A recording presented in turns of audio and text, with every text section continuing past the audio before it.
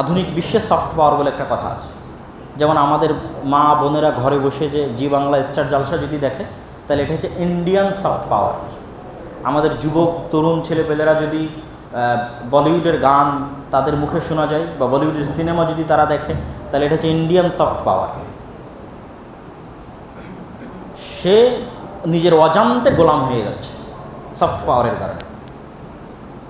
সরাসরি সে আমার দেশে কোনো সেনাবাহিনী পাঠায়নি, কিন্তু তার সফট পাওয়ার দিয়ে আমার মেধা, মস্তিষ্ক, মন, মানসিকতা, চিন্তা, চেতনা, পোশাক আশাক, কৃষ্টি, এগুলো সফট পাওয়ার।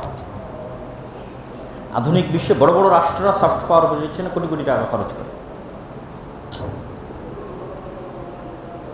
তাহলে আমরা যে বিষয়টি তুলে ধরছিলাম, এক, ব্যাপক দাওয়াতি কাজ করতে হবে। দুই, সমাজের সাথে সম্পৃক্ত থাকতে হবে, সফট পাওয়ার বাড়াতে হবে।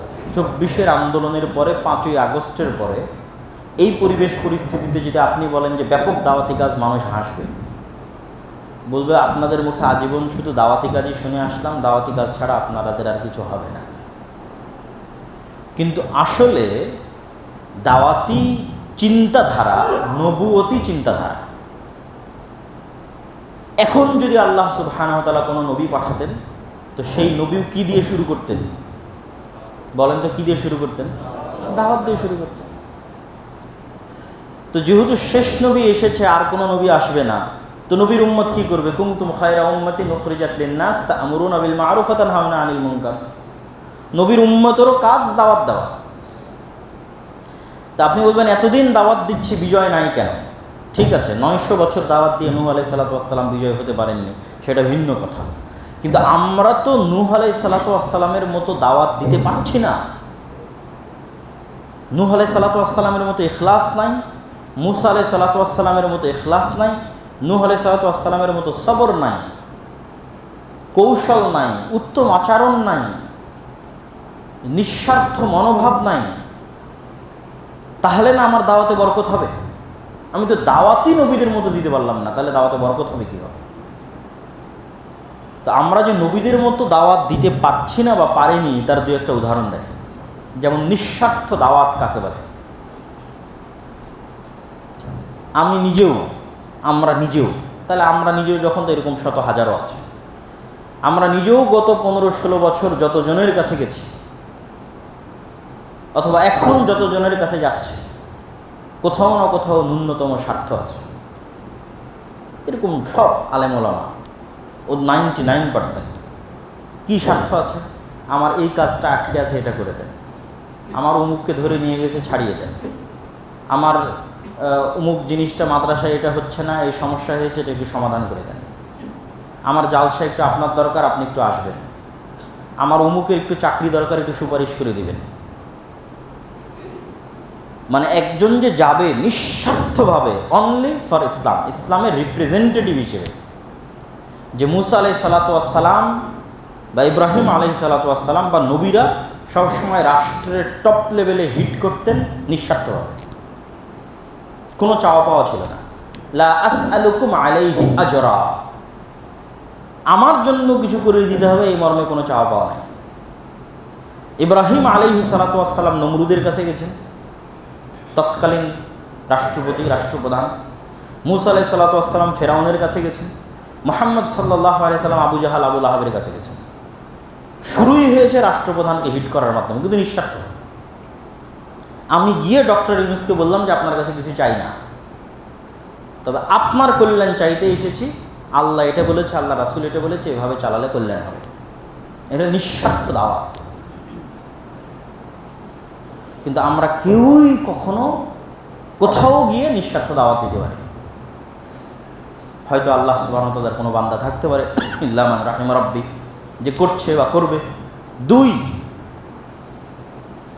যেমন নিঃস্বার্থ দাওয়াত দিতে পারিনি, তেমন ভদ্র এবং নম্র আচরণের মাধ্যমে দাওয়াত দিতে পারি। আমাদের দাওয়াতি অ্যাপ্রোচটা এমন যেন মানুষ ইসলামকে শত্রু বানিয়ে নেয়। মানে ইসলামকে আমি শত্রু হিসেবে তুলে ধরতেছি আমার দাওয়াতি অ্যাপ্রোচের মাধ্যমে, অথচ ইসলাম অ্যাজ এ রিলিজিয়ান শত্রু নয়, কল্যাণকামী। তো শত্রু হিসেবে তুলে ধরতেছি কিভাবে? খারাপ আচরণ, গালিগালাজ, অভদ্র অশালীন কথাবার্তা। মুসা আলাইহিস সালাতু ওয়াস সালামের মতো নবীকে যদি আদেশ দেওয়া হয় ফেরাউনের মতো কাফেরের সাথে ভদ্র নম্র ভাষায় কথা বলতে, তাহলে আমি আমার আর এক মুসলিম ভাইকে মুশরিক, বেদাতি, কাফের, অমুক টুমুক, ইবলিস কত অকথ্য ভাষায় গালিগালাজ করতেছি। তো এই গালিগালাজ, অভদ্র, নম্র, অশ্লীল, অশালীন কথাবার্তা দিয়ে এই দাওয়াত তো বরকত হবে না। এই দাওয়াত তো নবীদের মানহাজ অনুযায়ী দাওয়াত হচ্ছে না, নবুয়তি ধারায় দাওয়াত হচ্ছে না, কোরআনের আদর্শ অনুযায়ী দাওয়াত হচ্ছে না। কোরআনে আল্লাহ কীভাবে দাওয়াত দিয়েছে দেখেন, আল্লাহর ভাষাগুলো কতটা চমৎকার, আল্লাহর ভাষাগুলো কতটা ভদ্র। কাফেরকেও আল্লাহ সম্মান দিয়ে দাওয়াত দিয়েছে। কখন বলেছে ইয়া আহলাল কিতাব, হে আহলে কিতাবেরা।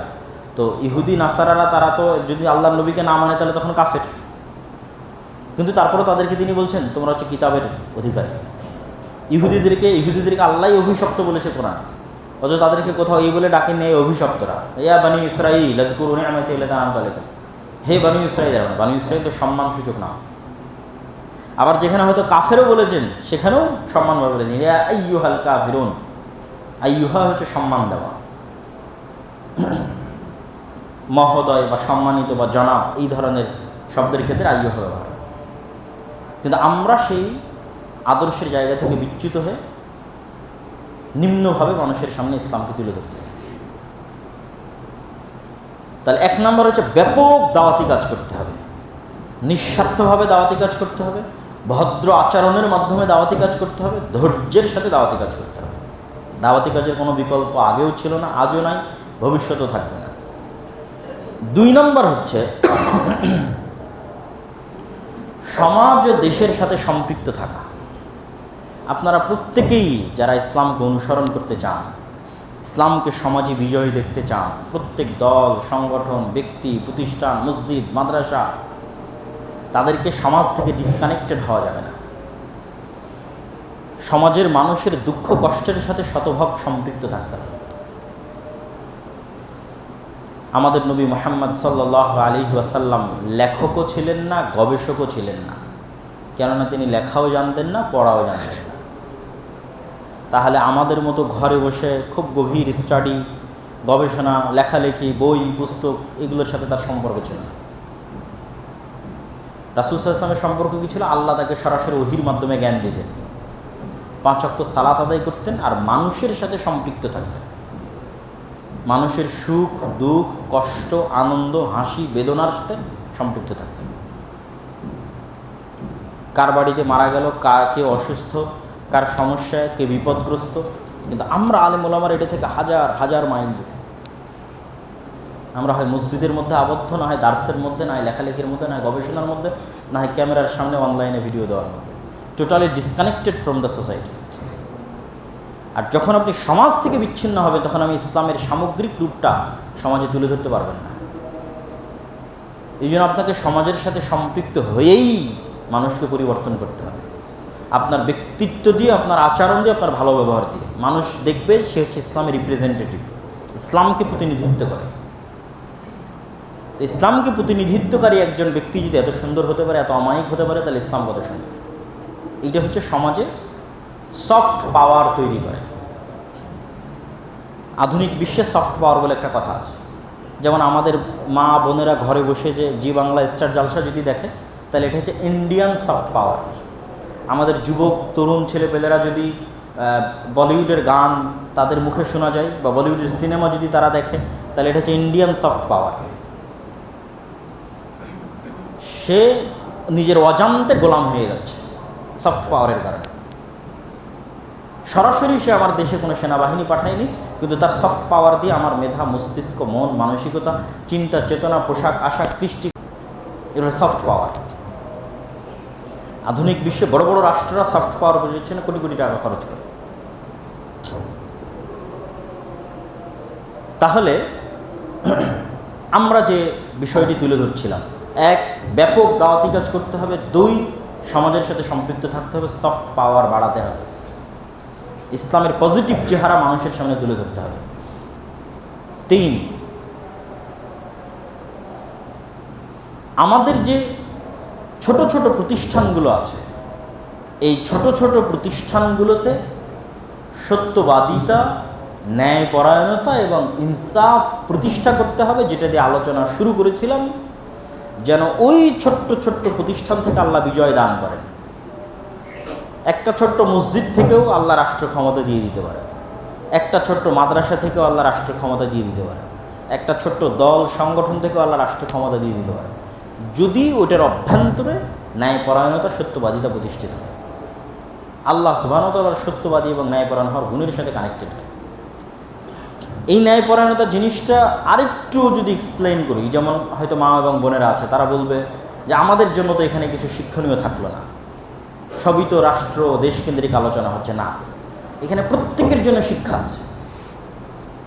আমাদের মা এবং বোনদের সবচেয়ে বড় সমস্যা হচ্ছে তারাই বেশিরভাগ অন্যায়পরায়ণ হয়ে থাকে, হয় শাশুড়ি তার বউয়ের সাথে, না হলে বউ তার শাশুড়ির সাথে, না হলে ভাইকে ভাইয়ের বিরুদ্ধে, কোনো না কোনোভাবে। তো এই ন্যায়পরায়ণতা, সত্যবাদিতার গুণ বাড়িতেও লাগবে, মেয়েদের মধ্যেও লাগবে। তখন দেখবেন শাশুড়ি আর বউয়ে ঝগড়া হবে না, যদি উভয়ই ন্যায়পরায়ণ হয়। কেউ না কেউ অন্যায়পরায়ণ দেখেই তো সেখানে ঝগড়া শুরু হয়েছে, কেউ না কেউ মিথ্যার আশ্রয় নিচ্ছে বলেই তো সেখানে কোন্দল তৈরি হচ্ছে। সুতরাং এটা অনেক গুরুত্বপূর্ণ একটা গুণ। সুতরাং মা এবং বোন যারা আজকে উপস্থিত আছেন, তাদেরও এখান থেকে শিক্ষা আছে। আপনি আপনার শাশুড়ির সাথে ন্যায়পরায়ণ কিনা, আপনি শাশুড়ি হলে আপনার বৌমার সাথে ন্যায়পরায়ণ কিনা, আপনার স্বামীকে তার ভাইয়ের বিরুদ্ধে অন্যায় আচরণকারী করে তুলতেছেন কিনা, তাদের মধ্যে ফাটল তৈরি করতেছেন কিনা, না ন্যায়ের সাথে প্রত্যেকটা জিনিসকে আপনি ডিল করতেছেন। সম্মানিত উপস্থিতি, 4 নম্বর পয়েন্ট হচ্ছে শক্তিশালী প্রতিষ্ঠান গড়ে তোলা।